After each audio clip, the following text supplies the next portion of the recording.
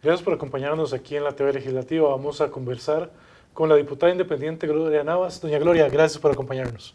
Gracias a ustedes. Estas invitaciones son muy agradables y principalmente para la ciudadanía porque son muy informativas. Doña Gloria, temas importantísimos en materia de seguridad. Usted que ha sido una abanderada de todos estos temas.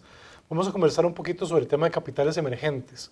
Tal vez explicarle a la gente que nos sigue por las diferentes plataformas en qué consiste este tema de capitales emergentes. Es una expresión clave. Capitales emergentes están relacionados con lo que se entiende que es un incremento indebido, sospechoso, cuestionable, que se dice que son capitales que no tienen causa lícita o que tienen una causa ilícita a esos efectos, cuando evidentemente por el producto de donde viene, por las personas involucradas, por la cantidad, los movimientos que se han hecho, todo eso se viene a establecer que ese capital está legitimando indebidamente capitales. Ese es el concepto básico que se utiliza para la persecución de estos bienes, pero con esta reforma lo que es muy adelantado, ya existe en parte, es que la orden para congelar bienes de una manera inmediata está en la vía contenciosa administrativa, no en la vía penal. Porque en la vía penal tiene que pasar todo el proceso, muchos años, para resolver. Entonces, mientras tanto, ya se perdieron los dineros y estos fondos son para precisamente sostener a las policías que están luchando contra el crimen organizado y el tráfico de drogas. Me comentaba usted, doña Gloria, previo a la entrevista, 3 principios básicos que tendrían que darse para poder hacer ese congelamiento de los bienes. Sí, esto es un tema sumamente importante. Una medida, así se llama, medida provisionalísima, medida urgentísima, tiene 3 requisitos esenciales. Y estos requisitos esenciales son una garantía del debido proceso, porque hay mucha queja en el sentido de que los empresarios tienen temor de que los vayan a perseguir. No. Eso ya está establecido, eso no es novedoso, ya está. Y por doctrina también se establece que son 3 requisitos. La apariencia de buen derecho, es decir, que quien va a gestionar tiene un fundamento básico que se relaciona con el derecho. Por otro lado, el peligro de la demora, tiempo.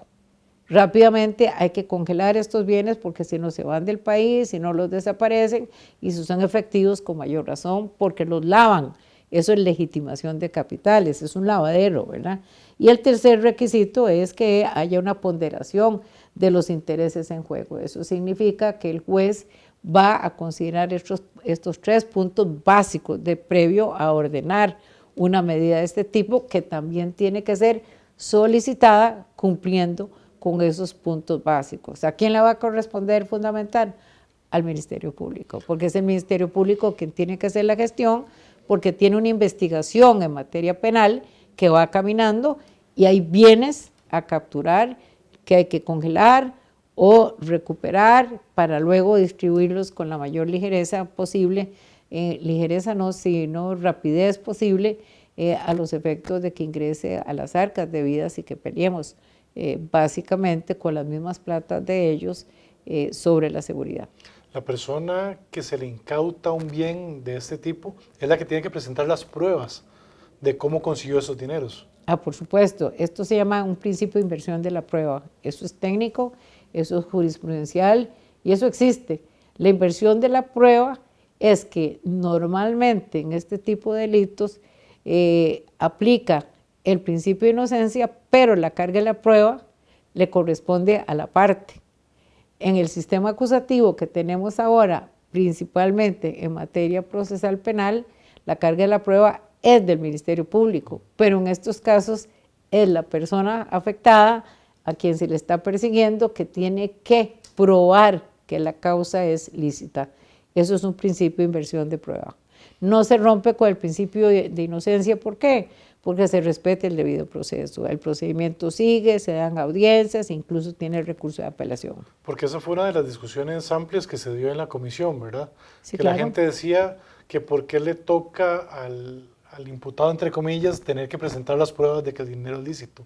Sí, es que es crimen organizado, no es el crimen tradicional, convencional, Vean lo que está pasando, hay homicidios y cómo es que tienen armas pesadas, cómo es que utilizan a los jóvenes para cometer estos delitos, porque tienen plata, porque manejan mucho dinero.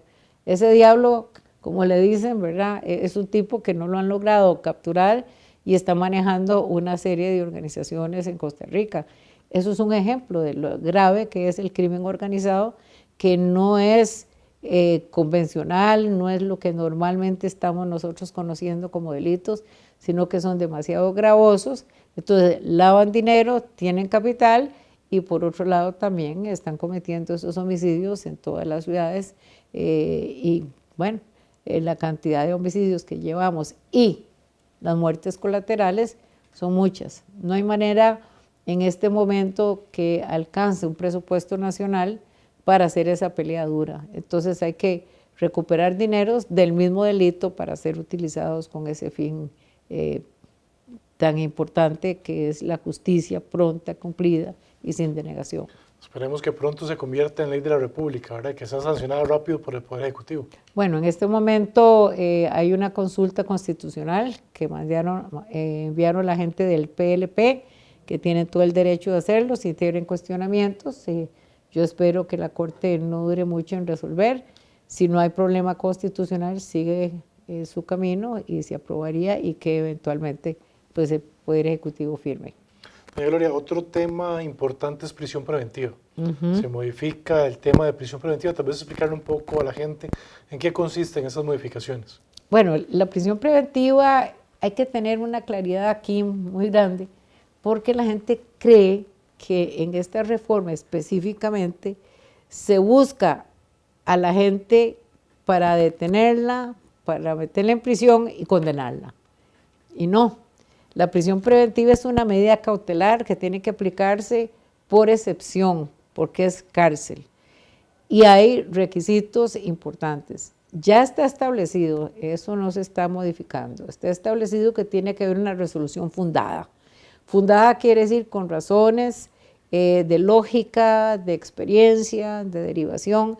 Tiene que fundamentarse debidamente conforme a derecho el por qué se necesita imponer una prisión preventiva para garantizar dos puntos fundamentales, que no haya peligro de fuga, que no haya amenaza a las víctimas o a los testigos y también, por otro lado, que no vayan a cometer violentamente contra estas otras personas el ataque para, de alguna manera, perjudicar el normal desenvolvimiento del proceso. ¿Cuáles son los cambios? Uno de los cambios tremendos a este nivel es a los efectos de que la comunidad, el término comunidad, sea una necesidad para valorar. Si se afecta una comunidad, por ejemplo, esa cantidad de balazos, muertes delante de una escuela, en el barrio tal, en Atillo, en Cartago, donde sea, que se tome en cuenta la comunidad como tal a los efectos de un elemento de juicio para imponer una medida cautelar en este tipo de procesos. Son de hechos graves, ¿verdad? No son cualquier hechos de los que se están investigando, pero sí es importante entender el tema comunidad, que la Corte está haciendo cuestionamientos a ese nivel.